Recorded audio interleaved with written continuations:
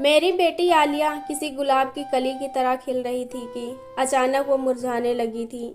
आलिया जवानी की सीढ़ियां चढ़ रही थी और ऐसे में कोई भी माँ अपनी औलाद को लेकर बहुत ज़्यादा फिक्रमंद रहती है। और जब मैंने आलिया का इस कदर बदला हुआ रवैया महसूस किया तो सच्चाई जानने के लिए मुझे एक कदम उठाना पड़ा। मुझे आलिया के कमरे में छुपे हुए कुछ ही देर गुजरे थे कि जब आलिया ने कमरे का दरवाज़ा बंद किया और कुंडी लगाने के बाद अपने कपड़े उतार दिए। उसके बाद आलिया ने अपने मोबाइल फ़ोन को उठाया और जो मैंने देखा वो मेरी जान ही निकाल दी। मेरी जवान बेटी की हालत दिन ब दिन अजीब होती जा रही थी। ऐसा लगता था जैसे उसे किसी की नज़र लग गई हो। हर वक्त हंसने बोलने वाली मेरी आलिया बिल्कुल ही खामोश हो गई थी। मुझे समझ नहीं आ रहा था कि आलिया को आखिर हो क्या गया है जो वह ना बात करती है ना ही ढंग से मेरी किसी बात का जवाब देती है। पहले मैंने सोचा कि क्यों ना उसे पीर बाबा को दिखा दूं, लेकिन फिर अचानक मुझे एहसास हुआ कि वो बात नहीं है जो मैं समझ रही हूँ, बात कुछ और है। और इस रात सच्चाई खुलकर मेरे सामने आई, मेरी जान ही निकल गई। मुझे तो अंदाज़ा ही नहीं था कि मेरी बेटी कब इतनी बड़ी हो गई है कि मुझसे बातें छुपाने लगी है। आलिया में अचानक ही बहुत बदलाव आया था। आलिया रात को जल्दी अपने कमरे में सोने के लिए चली जाती है और खुद को बंद कर लेती है, जबकि पहले वो कमरे का दरवाज़ा थोड़ा सा खोल कर ही सो जाया करती थी। हमारे घर में मेरे और उसके अलावा था ही कौन। हाँ, कुछ दिन पहले मैंने ऊपर वाली मंजिल के कमरे में एक किराएदार को रखा था, क्योंकि हमारा गुजर बसर मुश्किल से हो रहा था। वो एक बहुत अच्छा और नेक लड़का था। उसका आना जाना भी हमारे ही दरवाजे से था, क्योंकि घर में एक ही रास्ता था। लेकिन मुझे बहुत अच्छा लगा, इसीलिए मुझे कभी उससे कोई परेशानी नहीं हुई। वो मुझे खाला कहता था और आलिया को अपनी छोटी बहन मानता था। लेकिन पिछले कुछ दिनों से आलिया को लेकर मैं बहुत ज़्यादा परेशान हो चुकी थी। वो इस कदर खामोश हो गई थी कि मुझे समझ नहीं आता था कि उसे क्या हो गया है। पहले तो मैं एक जैसे फैक्ट्री में से आती, वो मेरे आगे बैठकर अपने दिन भर की दास्तां सुनाती। मेरे पीछे घर में एक पत्ता भी हिलता तो आलिया मुझे उसकी खबर ज़रूर देती। उसकी कोई सहेली नहीं थी, उसके लिए जो कुछ भी थी वो मैं उसकी माँ थी। लेकिन अब मैं जब भी घर आती तो आलिया का रवैया कुछ अलग सा लगता और खाना खाने के बाद वो जल्दी अपने कमरे में जाकर दरवाज़ा बंद करके सो जाती। उसके चेहरे पर अजीब सा खौफ महसूस होने लगा था। आलिया के पापा इस दुनिया से चले जाने के बाद मैंने आलिया को अपनी पलकों पर बिठा कर रखा था और उसे कभी किसी चीज़ की कमी नहीं होने दी थी। मैंने उसकी हर ख्वाहिश को उसके मुंह से निकलते ही पूरा किया था। आलिया के पापा मरने से पहले मेरे नाम ये घर कर गए थे, जिसमें नीचे 2 कमरे और एक हॉल था, जबकि ऊपर वाली मंजिल पर एक छोटा सा कमरा बना हुआ था। और अब मैंने पहली दफ़ा उस कमरे को किराए पर चढ़ाया था। जिस लड़के को मैंने किराए पर रखा था वो किसी दूसरे शहर से यहाँ नौकरी की वजह से आया था और वह सुबह होते ही मेरे साथ ही घर से निकल जाता था और आलिया सारा दिन घर में अकेले ही होती थी। उसने पढ़ाई जल्दी ही छोड़ दी थी, उसे पढ़ाई में कोई दिलचस्पी नहीं थी और उसके जिम्मे घर के काम काज भी थे, क्योंकि मैंने तो आलिया के अब्बा के इंतकाल के बाद से ही एक फैक्ट्री में नौकरी कर ली थी। अखलाक को किराए पर रखते वक्त मुझे इस बात का सुकून था कि वो मेरे साथ ही नौकरी के लिए निकल जाता है और शाम ढलते ही वापस आता है। लेकिन अब फैक्ट्री की छुट्टी के बाद मैं जब घर आती तो कभी कभी वो मुझसे पहले आया होता।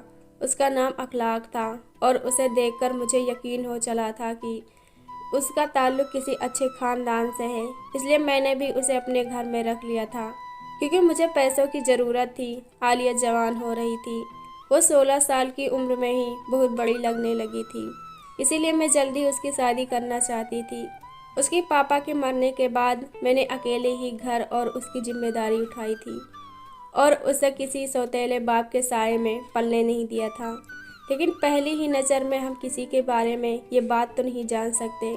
शायद मुझे भी अखलाक को जानने में कोई गलती हो गई थी।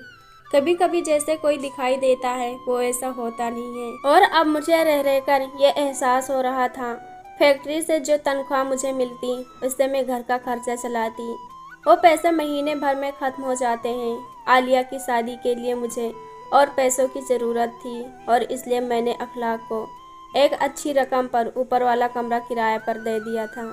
ताकि मैं जल्द से जल्द आलिया की शादी के लिए पैसे जोड़ सकूं। अभी कोई अच्छा सा रिश्ता देखकर उसकी जिम्मेदारी से मुक्त हो जाऊं। लेकिन आलिया की पीली पड़ती रंग और चेहरे के खौफ ने मुझे अजीब सी बेचैनी में डाल दिया था। मैंने कई दफ़ा आलिया से पूछा कि कोई तकलीफ़ है तो बताओ, लेकिन आलिया ने एक लफ्ज़ भी नहीं कहा और खामोश रही। वह मेरी बेटी थी जिसे अगर धक्का भी लगता तो वह घंटों मेरे आगे रोती, क्योंकि मैंने उसे बहुत लाड से पाला था। लेकिन अचानक ही उसमें इतनी ज़्यादा तब्दीली आई थी कि मैं खुद परेशान हो गई थी।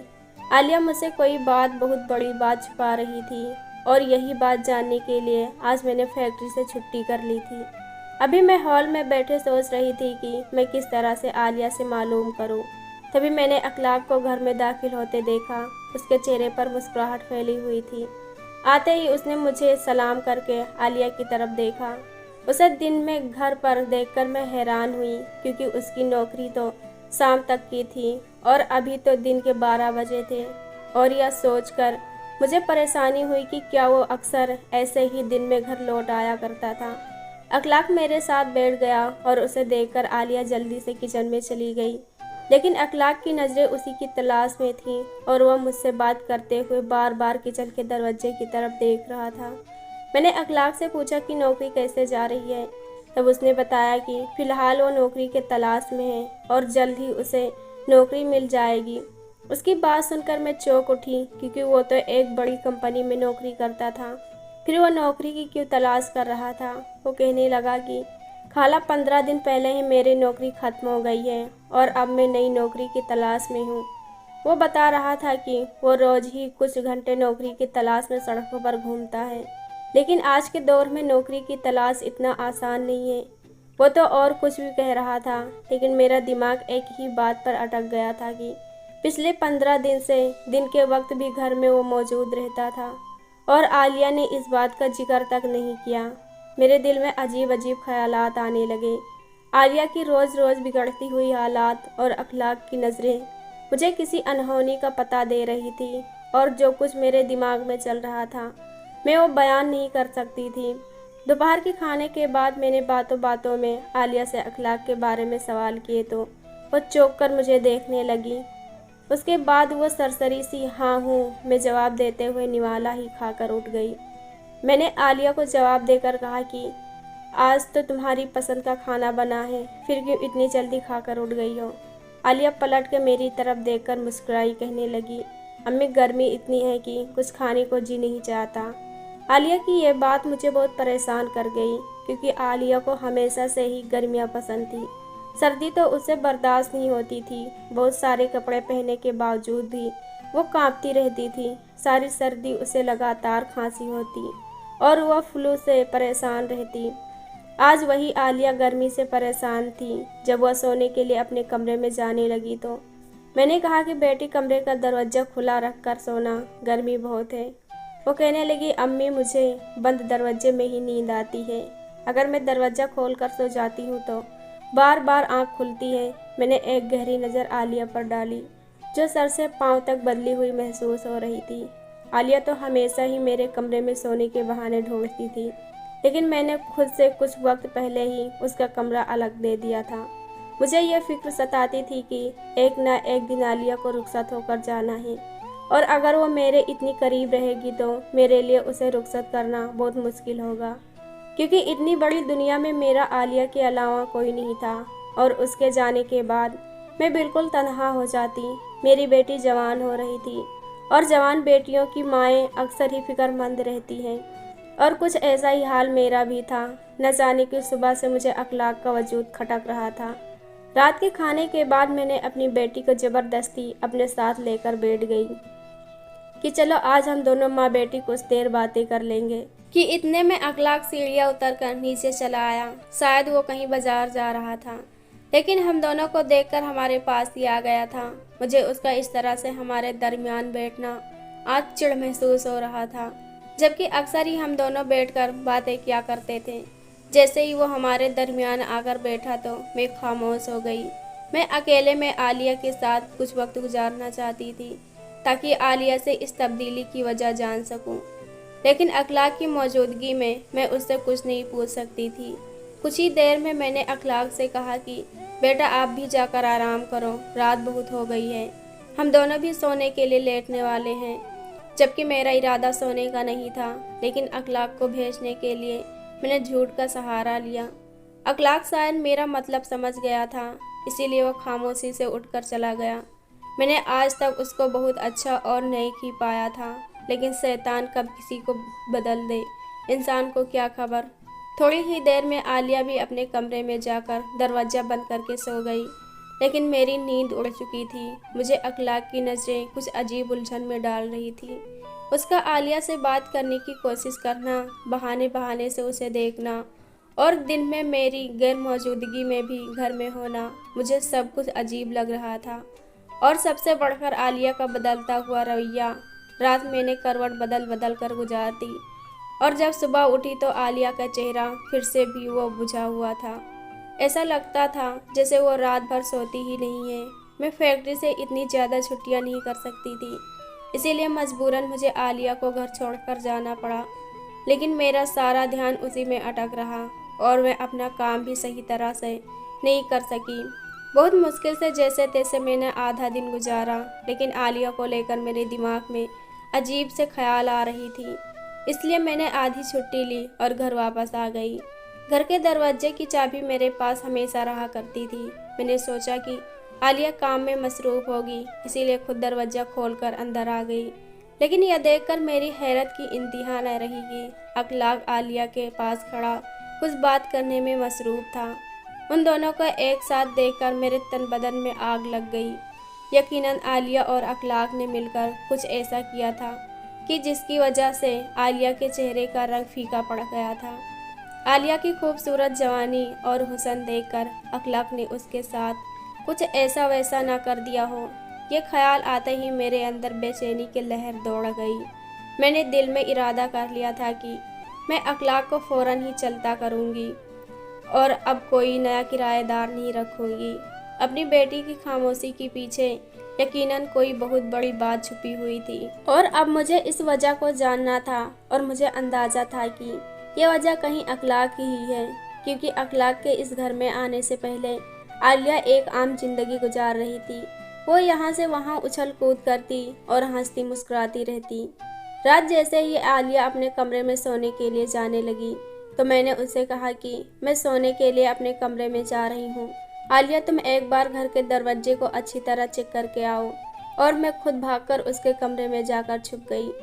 आलिया शायद ये समझ रही थी कि मैं अपने कमरे में चली गई हूँ, इसीलिए वो अपने कमरे में दाखिल हुई और उसने फ़ौरन ही दरवाजे को कुंडी लगा दी। मुझे समझ नहीं आ रहा था कि घर में सिर्फ हम दोनों माँ बेटी ही मौजूद हैं। ऐसे में उसे कमरे के दरवाजे कुंडी लगाने की क्या ज़रूरत आ गई।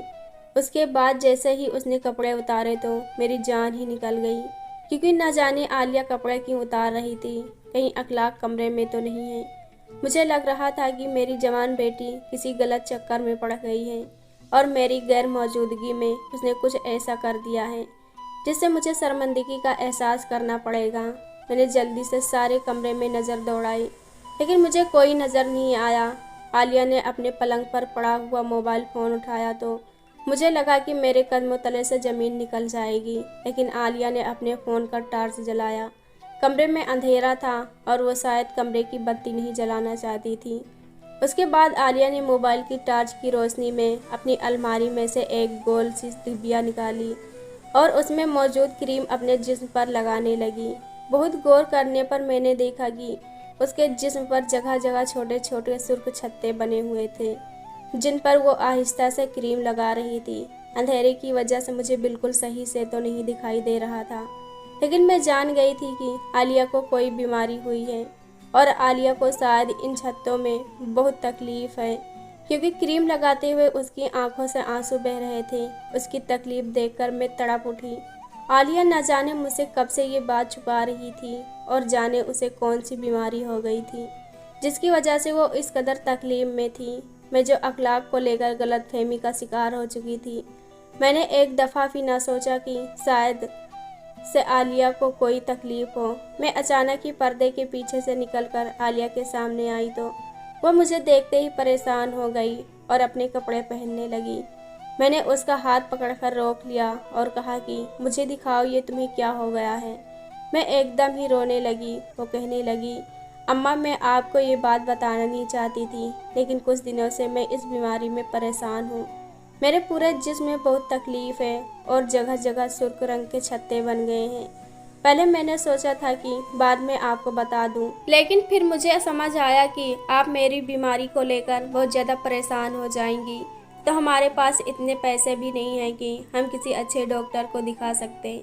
मैं आपको परेशान नहीं करना चाहती थी, इसीलिए मैंने आपसे ये बात छुपाई। लेकिन एक दिन जब अखलाक भाई सीढ़ियाँ उतार रहे थे तो उनकी नज़र मेरे हाथ पर पड़ी और देखते ही पूछने लगे कि आलिया ये क्या हो रहा है तुम्हें।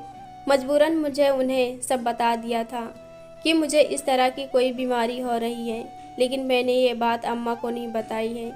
तो वो कहने लगे कि मेरी अम्मा को भी ये बीमारी हो जाती है और कोई ऐसी बड़ी बात नहीं है।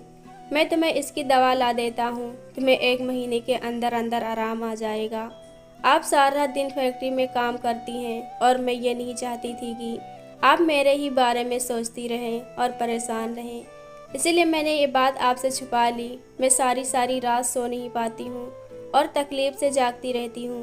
पहले तो इससे कहीं ज़्यादा तकलीफ़ होती थी, लेकिन जब से मैंने अखलाक भाई का दिया हुआ मरहम लगाना शुरू किया है, इस तकलीफ़ में थोड़ी कमी आ गई है। मैं अखलाक को इस कदर गलत समझ रही थी, वो तो मेरी बेटी का मसीहा निकला।